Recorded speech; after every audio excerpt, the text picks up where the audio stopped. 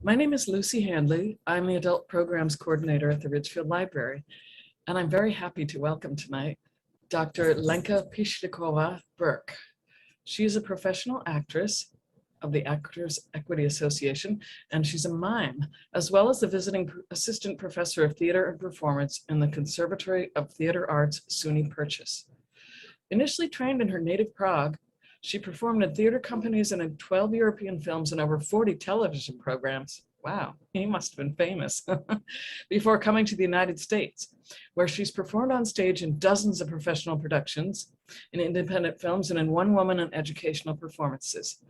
She's a member of Misha, the Michael Chekhov Association, where she's also studied the Chekhov technique with Joanna Merlin and other teachers. She's now an internationally recognized expert in the career and dramatic method of Michael Chekhov, and serves as dramaturg of the Michael Chekhov Theater Festival in Ridgefield. Welcome, Dr. Pishlikova. Thank you, Lucy. And thanks to our viewers for coming to the program. Now, let me invite you to join us in Ridgefield as we celebrate the legacy of Michael Chekhov, the great actor and drama teacher. On Saturday, September 25th at 4 p.m. at Ballard Park in Ridgefield, you can see a free event. It will be a unique play, The Two Noble Kinsmen, directed by Hamilton Clancy, which is believed to be Shakespeare's final work with John Fletcher. And please save the date for next summer, Unheard Voices by Judy Tate, a Juneteenth celebration on Sunday, June 19th, 2022 at 4 p.m. in the Ridgefield Public Library. This year, we are celebrating the 130th anniversary of Michael Chekhov's birth. He was born in Moscow, Russia on August 29th, 1891, and died in Hollywood, California on September 30th, 1955. When Michael Chekhov was only a year old, he was very ill and his life was in danger. In order to stay healthy, the family started to spend time outside the city in nature. They had a country house. In the countryside, one found the wonderful beauty of the Russian landscape, the sense of closeness to nature, which accompanied Russian Orthodox spirituality. When Michael Chekhov was 4, his family moved to St. Petersburg, Russia. St. Petersburg at that time was a flourishing center of culture and the capital of Tsarist Russia. It was a metropolis filled with the sounds of bells and the music of Tchaikovsky and others. There was ballet, theater, art, and literature. One was surrounded by monumental buildings, astonishing in their richness. Michael Chekhov's father, Alexander Chekhov, was the older brother of the famous playwright Anton Pavlovich Chekhov. They both were in love with Natalia Golden. When Alexander's first wife died, Alexander married Natalia.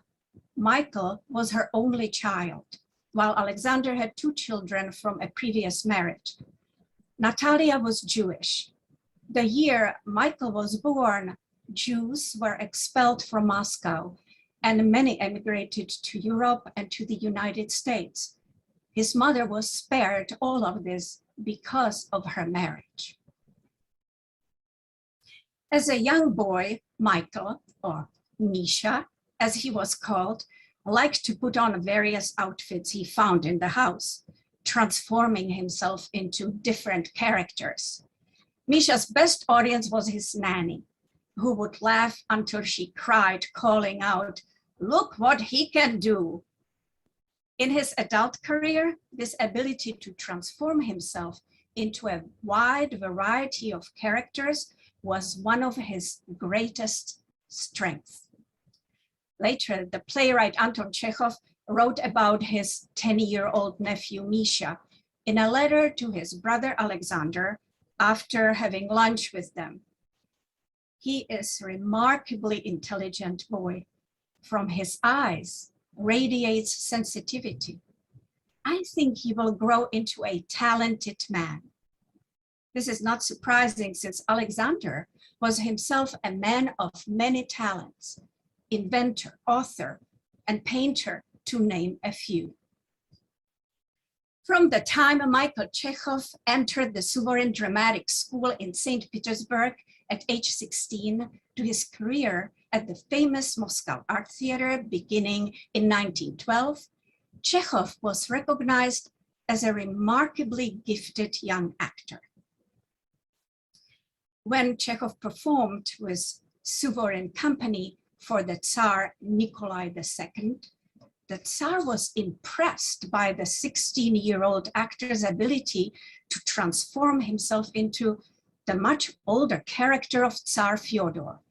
He asked how Chekhov's artificial nose stayed on. Michael removed the nose to show the Tsar how. The Tsar then offered to shake hands, but the nose putty and makeup stained the Tsar's white glove, to Chekhov's great embarrassment. The Tsar ignored it and offered him a job as an actor in the Imperial Theater, but that was not Michael's fate. Michael Chekhov, his uncle Anton, had been closely associated with the Moscow Art Theater, the innovative dramatic company and school which was developing the acting system that would come to dominate the 20th century theater and films. In 1912, the Moscow Art Theater Company came to perform in St. Petersburg, and among them was Michael's aunt, the famous actress Olga Kniper, who was the widow of his uncle Anton and the chief interpreter of his female roles. She was one of many women who played an important role in Michael's life. She introduced Michael to the theatrical giant Konstantin Stanislavski, director of the theater, and arranged for Michael to audition for him. After the audition, Stanislavski famously said that Michael Chekhov, the nephew of Anton Pavlovich, is a genius. Michael was accepted in the Moscow Art Theater School in May 1912 and began studying with Leopold Sulerzhitsky and the slightly older actor and director Yevgeny Vakhtangov, who would eventually become Michael's closest associate.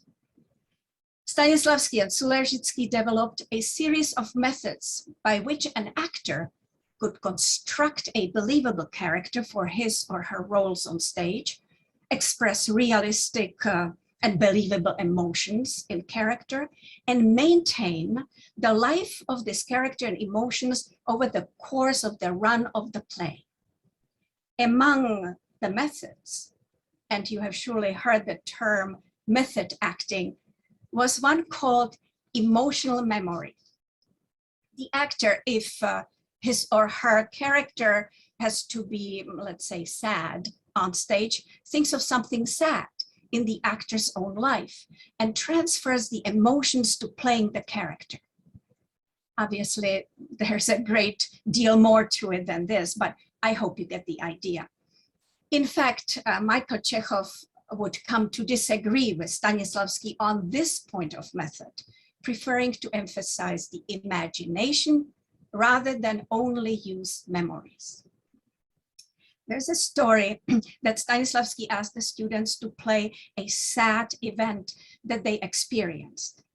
The newly arrived Chekhov did it so well that Stanislavski was astonished and asked him what was behind the story.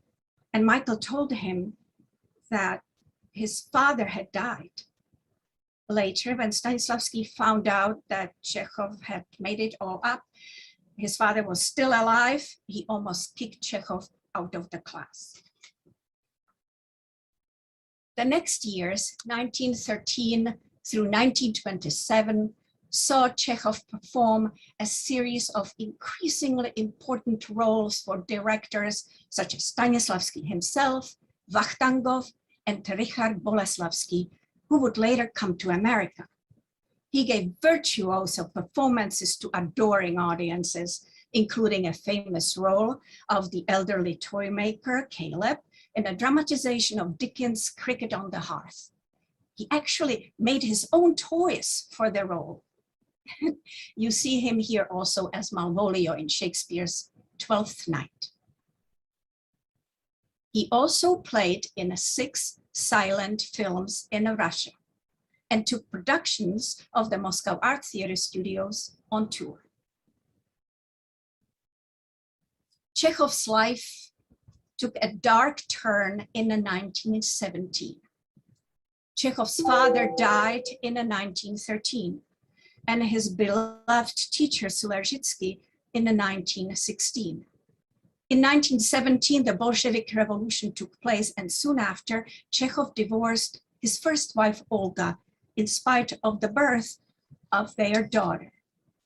At the end of 1917, his cousin Volodya committed suicide with the revolver that Michael was using to create the role of Treplyov in The Seagull. Stanislavski gave him a year to get over his psychological crisis.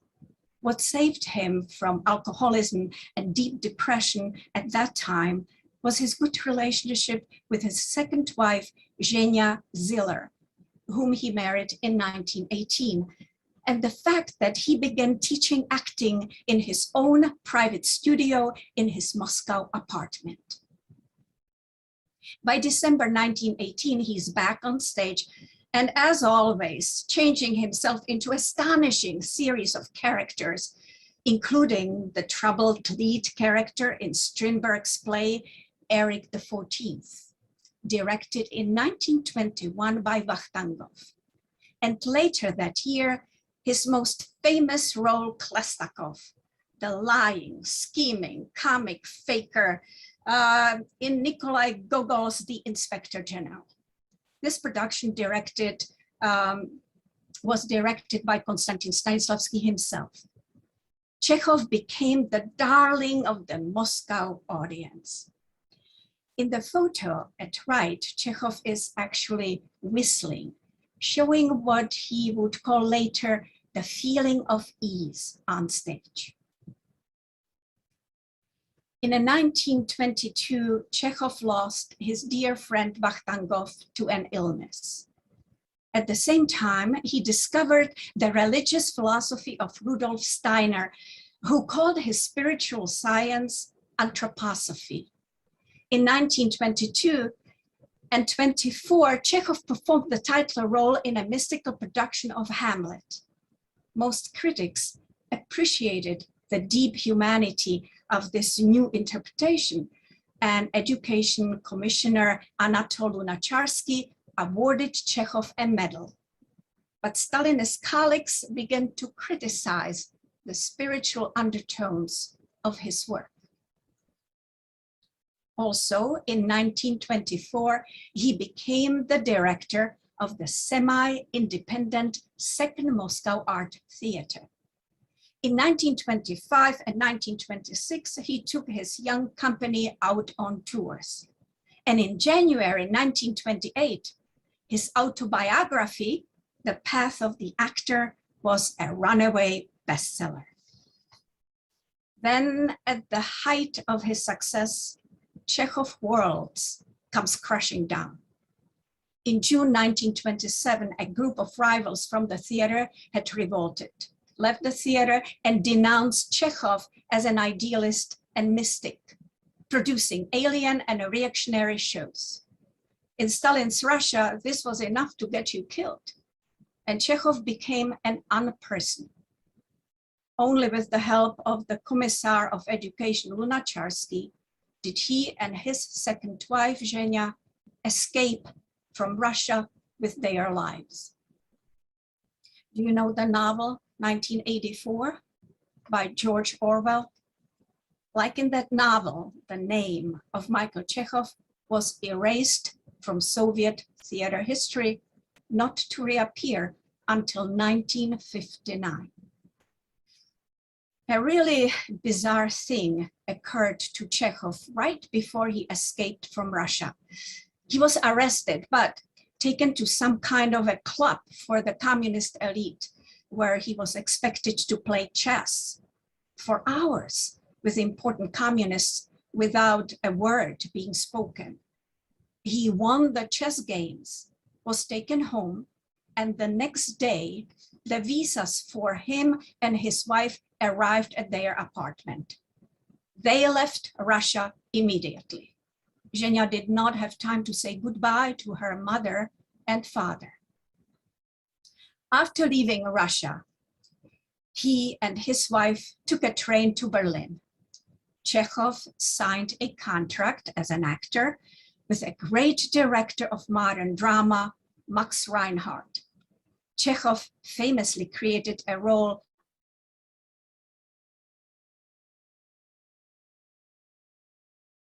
in the play Artists, which he performed in German in Vienna, Austria. He directed Shakespeare's Twelfth Night for the Habima Hebrew Theater in Berlin in 1930. Chekhov also tried to start a theater in Prague with the so-called Prague Group of exiles from the Moscow Art Theater, but he could not get enough funding to do so. Chekhov also acted in 4 German sound films, one called Fool for Love, directed by his ex-wife Olga, who became a movie star and later Hitler's favorite. I'm also showing you a portrait of Olga seated along with her daughter by Michael Chekhov, Ada. In the early 1930s, Chekhov worked in Berlin, then in his own theater in Paris, and from early 1932 in Latvia and Lithuania, where he performed as an actor, taught at drama school, and directed in the national theaters. You can see why historians call this his period of wandering in Europe. He also directed operas, such as Parsifal by Wagner in Riga, Latvia, from March to May 1934. Much later, in February 1942, Chekhov would direct another opera, The Fair of Sorochinsk by Mussorgsky in New York, with choreography by George Balanchine. Unfortunately, a right-wing coup replaced the Latvian government. The situation was not good for a Soviet Russian of partial Jewish descent. In August 1934, Michael Chekhov, his wife Zhenya, and his colleague Georgette Bonner would go to Italy, and then the Chekhovs returned to Paris. In October 1934, Chekhov's luck changed. He was asked by the Russian-American theater impresario, Sol Hurok, some of you may remember him as the man who brought the Bolshoi Ballet to America, to bring a troupe of Moscow Art Theater veterans who were also in exile to New York in 1935. They were to call themselves the Moscow Art Players in order to capitalize on the fame of the Moscow Art Theater. The Soviets protested and even tried to put notices in newspapers and Time magazine denying any connection. Another example of Chekhov being an unperson in Russia. In February 1935, the Moscow Art Players appeared at the Majestic Theater on Broadway in a repertory season that included Nikolai Gogol's The Inspector General. Although the performances were in Russian, the acting and above all, Chekhov's performance as Klastakov in The Inspector General was so spectacular that the New York theater world was hypnotized. The American director, Robert Lewis, saw the performances along with the other members of the famous group theater, such as Stella Adler, who had actually studied with Stanislavski. Lewis recalled, all eyes were opened to what could for once accurately be described as total acting. By this, I mean each part Chekhov assumed was minutely executed from the point of view of physical characterization, the walk, the gestures, the voice, the makeup, All were meticulously designed to illuminate the character he was playing. His Klestakov in the Gogol play was a prime example of total acting. Among the audience were two young actresses, Beatrice Whitney Straight and Deirdre Hurst, who were already training in the new Russian methods and other traditions connected with Chekhov. Beatrice was the daughter of Dorothy Whitney Straight Elmhurst. Beatrice's father had died when she was young, and Dorothy had remarried to Leonard Elmhurst, an Englishman with advanced ideas about utopian communities, farming innovations, and the arts. As you can see from Beatrice, they were members of the Whitney family with lots of money. Dorothy and Leonard Elmhurst founded Dartington Hall near Devon in England. They purchased a 14th century castle and turned it into a school of agriculture innovation, a truly utopian community, and increasingly a school for the arts. It is still in business today. The arts program at Dartington was highly influenced by Leonard Elmhurst's international perspective and connections with South Asian Indian culture. The resident artists included the avant-garde Kurt Jooss Ballet, and one should especially note Uday Shankar's dance troupe, which offered a direct connection with Chekhov through the patronage of Georgette Bonner's sister, Alice. Uday was the older brother of the famous musician Ravi Shankar. Dorothy was interested in the theater, and she and Leonard were patrons of some of the best British theater directors and producers. Her daughter Beatrice was increasingly drawn to acting, and in 1935, she was in New York with her friend from Cornish College, Deirdre Hurst, who had also been in the School of Dance and Mime at Dartington the previous year, 1934. In New York, Beatrice was studying acting with Tamara Dekharkhanova and Maria Uspenskaya, former members of the Moscow Art Theater. Those of you who like old movies know Maria Uspenskaya from her character roles in Hollywood. Hurst was studying with Martha Graham. Both Hurst and Straight had experienced Russian acting techniques at Cornish. After seeing Chekhov perform and taking lessons from him, which Dekharkhanova and Uspenskaya translated as he was teaching, Beatrice urged her mother and stepfather to consider bringing him to Dartington to create a theater school. They came to the United States in 1935, interviewed and worked with Chekhov in Philadelphia, where he was on tour, and offered him the opportunity to come to Dartington. From the beginning, there was a great mutual understanding between Dorothy and Chekhov. After a year of learning English and setting up the school curriculum, first while living at Churayevka, Russian village near Southbury, Connecticut, and then at Dartington, Chekhov opened the theater studio in the fall of 1936 with 22 students. 8 more came in the spring of 1937. Many of the students were American, Canadian, or Australian, as well as Latvian and Lithuanian.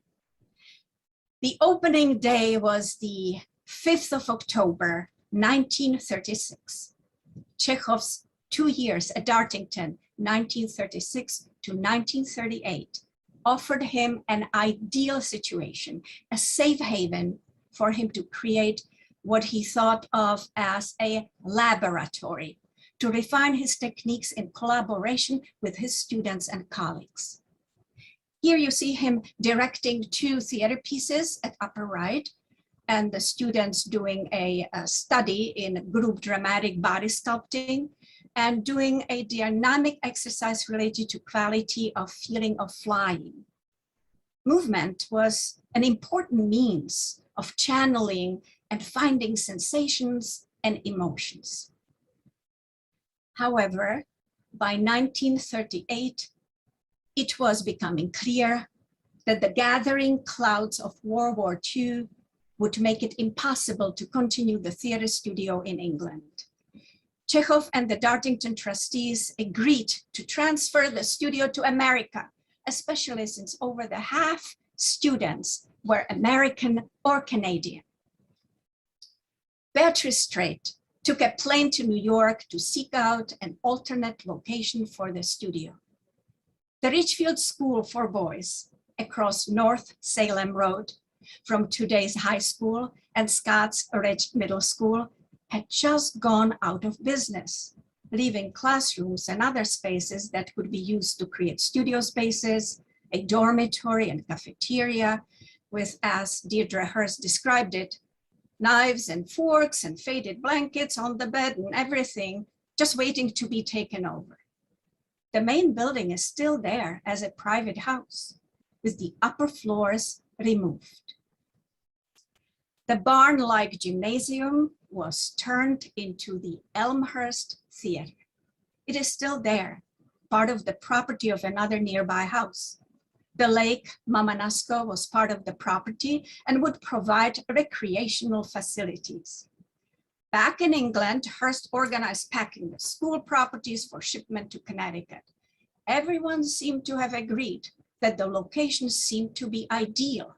It approximated the beautiful rural setting of the Dartington Hall studio and was only 55 miles from New York City. A farewell performance was given by the students in Dartington in the middle of December 1938. Chekhov and his wife Zhenya sailed for America on 17th of December. Before they left, Dorothy Elmhurst sent them the following note. Beloved Michael and Zhenya, you have opened a new life for me that neither time nor separation can destroy. My heart is too full of gratitude to speak. Nothing can diminish the power of love I felt for you. Life is forever different because you came.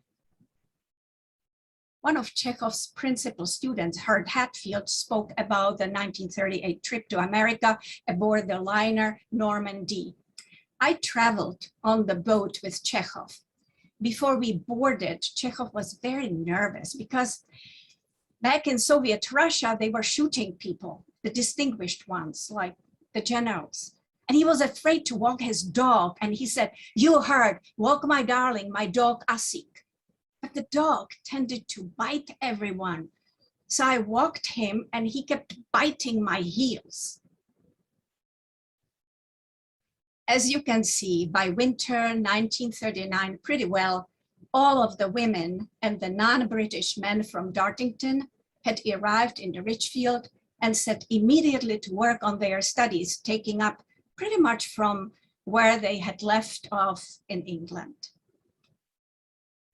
One important thing Chekhov took with him from Russia was his own version of Stanislavski's Sulergy. He always acknowledged that his own techniques derived from theirs. However, he formulated these methods into a new system, one based more on imagination and creative intuition than on pure emotional memory. Improvisations were also a big part of the training program. Chekhov also had sculptors and painters come to the studio and lead sessions where the actors worked with clay and chalk as they listened to live music. A closely related concept, which Chekhov first introduced at Dartington in the fall of 1936, is psychological gesture, one of the elements of the Chekhov techniques that even today is used throughout the world. Psychological gesture is a way of outwardly expressing inner emotions and thoughts. Later, I will show you an example from the acting of Chekhov himself in American films. According to Chekhov, everyday gestures are unable to stir our will because they are too limited, too weak, and particularized. They do not occupy our whole body, psychology, and soul, whereas the psychological gesture as an archetype takes possession of them entirely. A strong, expressive gesture can trigger a thought, emotion, or desire in you. Chekhov often pointed out the old man in his Anton's Chekhov's short story, who first stamped his foot, then became angry. Words are so clever, but movement is simpler. Therefore, we can begin our work with movement, with psychological gesture, and let the words come on the movement. Your body must say the words. Other exercises sought to develop a feeling of ease on stage, to avoid psychological tie-ups, stage fright, and so forth. There were several exercises using balls for props to investigate communication between actors in a physical way. The Chekhov Theatre Studio at Ridgefield was a direct continuation of the work of the studio at Dartington, but it was also more connected to the New York theater scene. As we will see, Broadway productions were presented at the Lyceum Theater in 1939 and at the Little Theater in 1941. Chekhov would establish a center in Manhattan on West 56th Street for courses available to professional actors there, with regular classes beginning in October 1941. These perpetuated the studio for several months after it had stopped functioning in Ridgefield in early 1942. Members of the disbanding group theater took advantage of Chekhov's presence in New York to learn his version of the Stanislavski techniques. One big difference was that the training at Ridgefield was more practical, more hands-on, and the students were more quickly involved in actual professional productions. This was possible because by 1940, many of Chekhov's students had either graduated from being students to being recognized teachers of the techniques, or were advanced enough to direct productions. They had become professionals in their field. We have quite a few of photographs documenting the life of the students and members of the Chekhov Theatre Studio Company in the period from 1940 to 1942. Here you see two female actors, Erica Capralis-Chambliss and Mary Lou Taylor, working on costumes, while male actor John Flynn revises what seems to be a performance script or stage manager's book. All the acting students and young professional actors in the company did technical as well as performance work.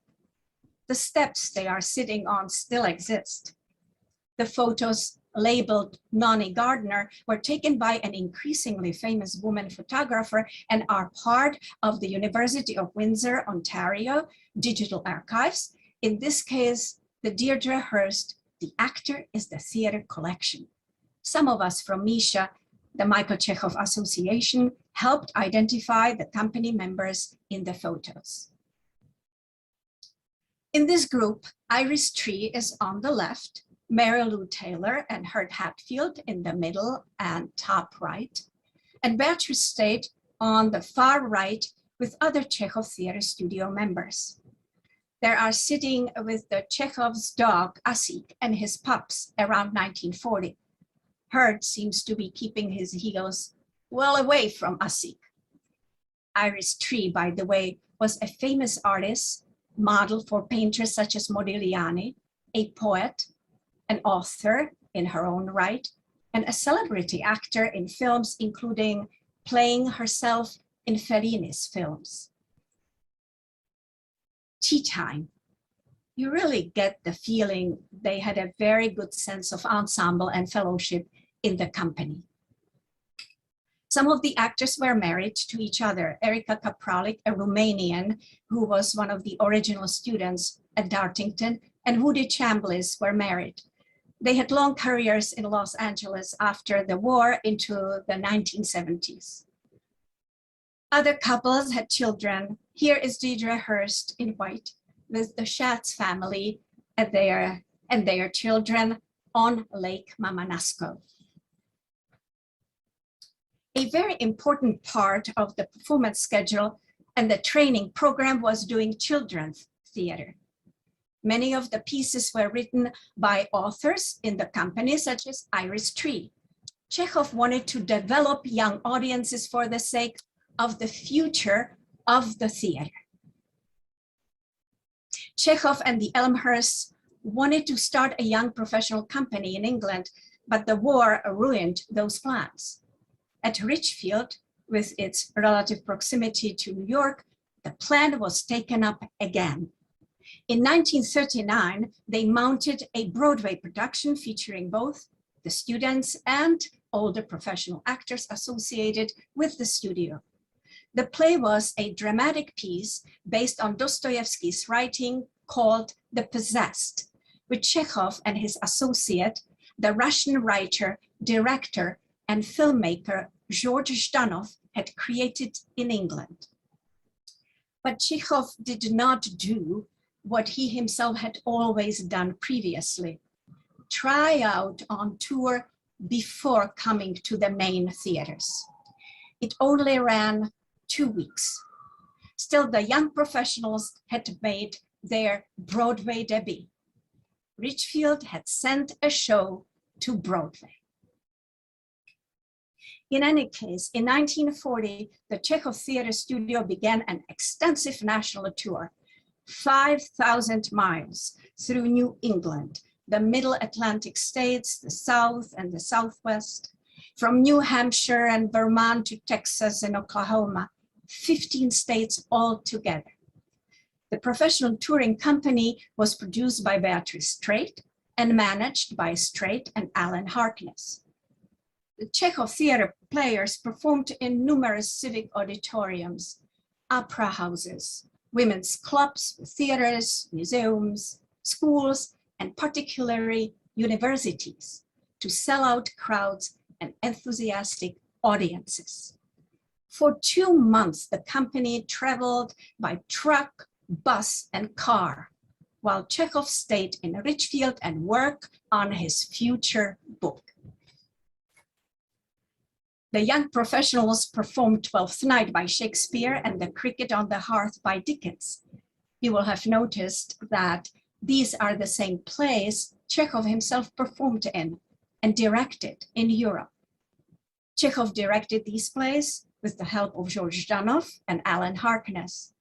They had come to understand the realistic tastes of American audiences, but in directing them, Chekhov brought to the American stage Russian and continental ideas and his own interpretations. The critics applauded wildly. The Chekhov theater players were finally able to demonstrate a way of playing the classics that seemed relevant to contemporary audiences. As for the technical aspects of the productions, there was a great deal of attention to detail and ensemble work. For example, the toys in The Cricket on the Hearth they were designed by Michael Chekhov and painted by artist Bob Gundlach and the students themselves. Remember that he had made his own toys when he did the role in the 1920s. Getting back to our photos from Ridgefield, here are some documenting the creation of costumes. Chekhov was a talented visual artist and often provided watercolor designs. Then, as you can see at the top, was involved as costume mistress Ludmila Chirikova, and an assistant fitted Beatrice Straight in summer 1940 for the first national tour of Twelfth Night. Next to Chirikova is modeling the Sir Toby Belch costume. By the time a young Russian-born actor and circus artist from France, Yul Brynner, had joined the troupe, he still had hair then and was quite handsome.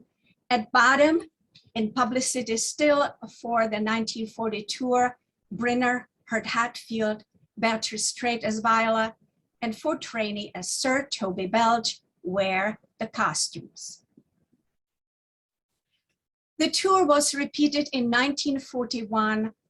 Their Broadway production in December 1941 was enthusiastically received.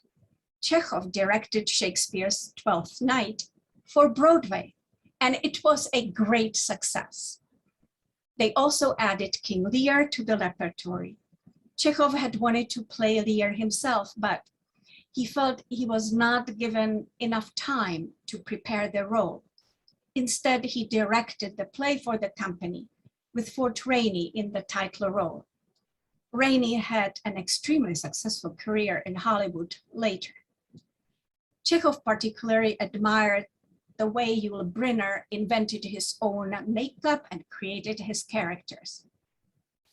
Chekhov also thought that the play was an appropriate response to a world at war.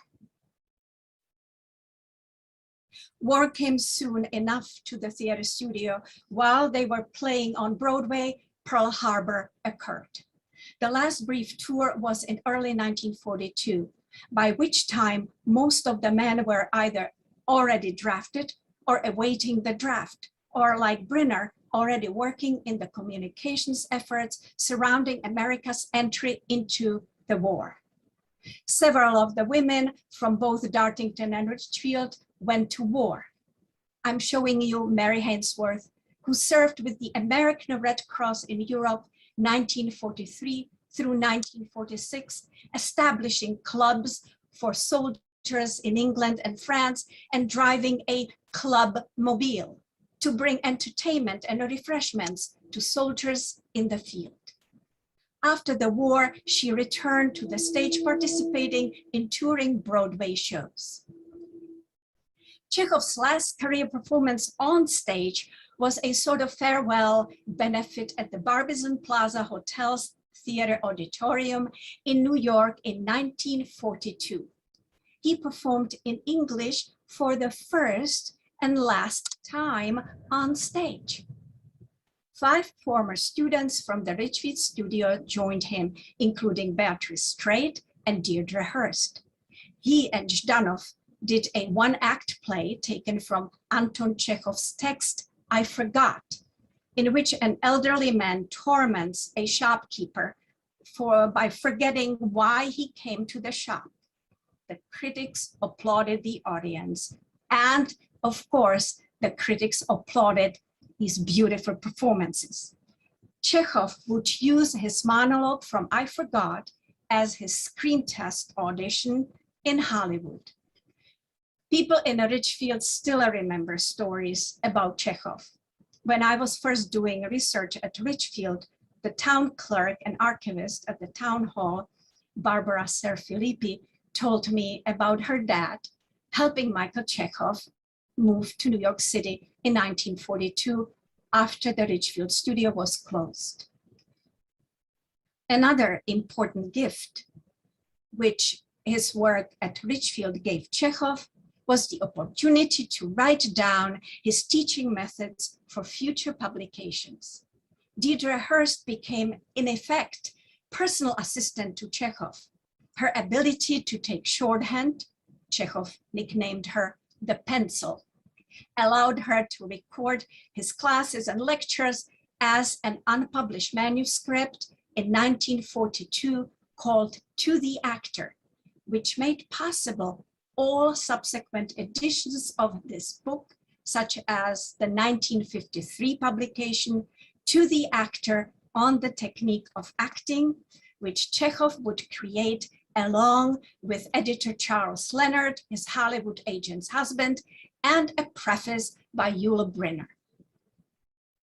The final phase of Chekhov's career was his time in Hollywood, where he would act in 11 films, teach, coach an important generation of American film actors, and published the books documenting his theories and teaching methods.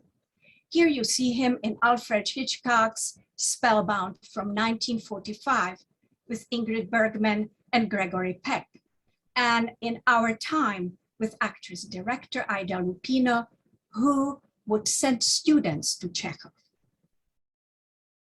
For his work in Alfred Hitchcock's Spellbound, Chekhov was nominated for an Academy Award for Best Supporting Actor.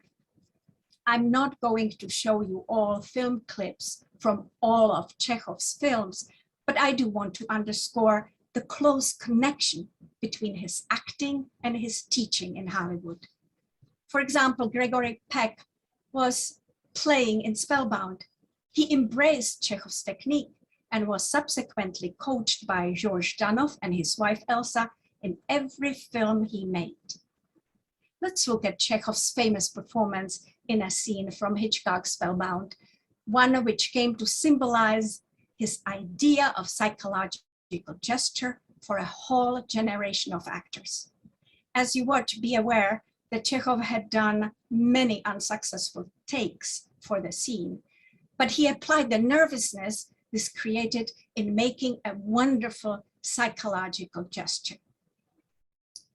I am please going to now share with you a screen, so please bear with me.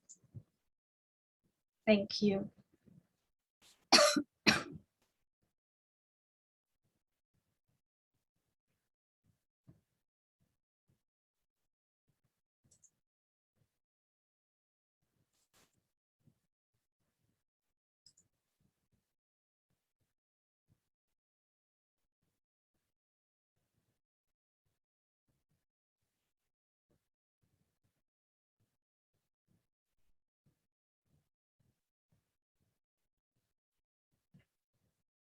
The struggle against this condition agitates him at times, but there is no danger in him.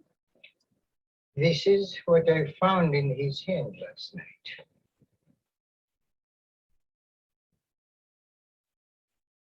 He didn't know he had that. Alex, you mustn't think that. He didn't try to do anything to you. He couldn't. My dear child, he's not responsible. But that's not correct. I'm just a little more experienced with this type than you. I grant you know infinitely more than I do, but in this case... Do not complete the sentence with the usual female contradictions. You grant me I know more than you. But on the other hand, you know more than me. We must talk back. Alex, what are you going to do? Something more for you than for Alex. me. I'm calling the police. No, no, please. You are giving me orders. My own pupil. You don't know this man. You know only science. You know his mind, but you don't know his heart. We are speaking of a schizophrenic and not a Valentine. We're speaking of a man. Oh, love. Look at you. Dr. Peters, the promising psychoanalyst, is now all of a sudden a schoolgirl in love with an actor, nothing else. Alex, let me tell you about it. What is there for you to see? We both know that the mind of a woman in love is operating on the lowest level of the intellect. Doctor told me not to smoke in the morning, but I'm too excited.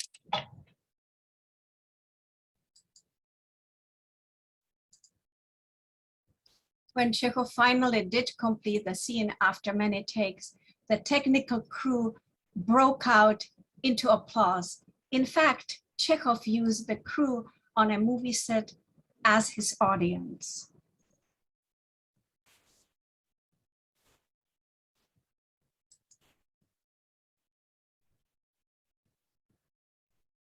Among Chekhov's most loyal students in Hollywood were Anthony Quinn, Jack and Virginia Palance, Lloyd Bridges, Gary Cooper, and of course, Marilyn Monroe, who left money in her will to Chekhov's widow, Zhenya.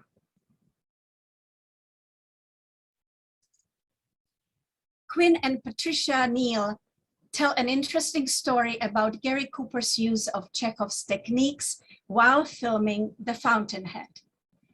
Cooper was having trouble with one scene They apparently did something like 50 takes. They stopped filming and took a break for lunch. During the break, Gary Cooper hid himself behind a large tree. He stood there and did a Chekhovian exercise about which he had been skeptical in class. Pretend you are a tree. Send tubes down, down to the middle of the earth. 1 mile down, 1.5 miles down into a cauldron of fire deep in the earth under your feet. Let the fire, the energy come up and fill your body. Spread your arms. You are full of golden energy. Send it out to the world. According to Quinn, who probably got it from Mia, it was funny to see Gary doing it, but it worked. He came back, they started and did the scene in 1 take.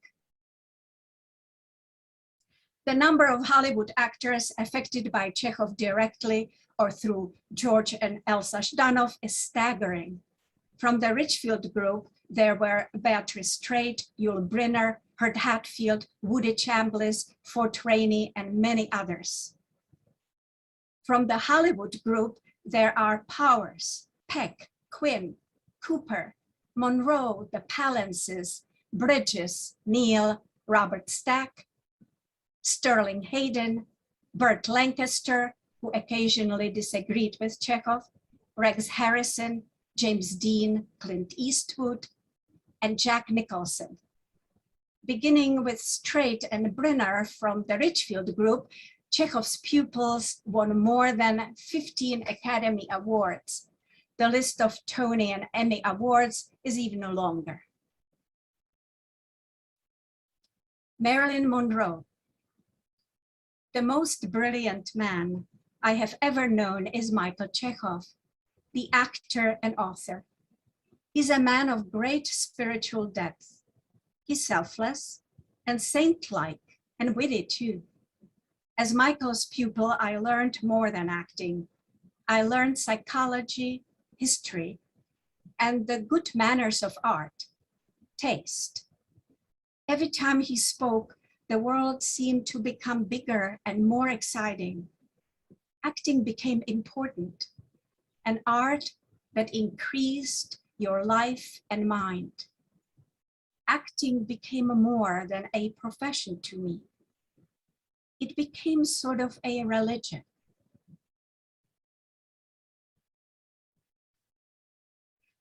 After Chekhov's death, George Zhdanov remembered asking Chekhov, "Misha, what were we doing here in Hollywood?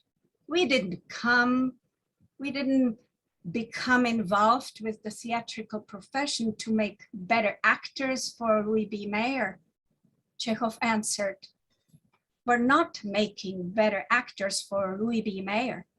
We're helping people to grow spiritually and become better humans."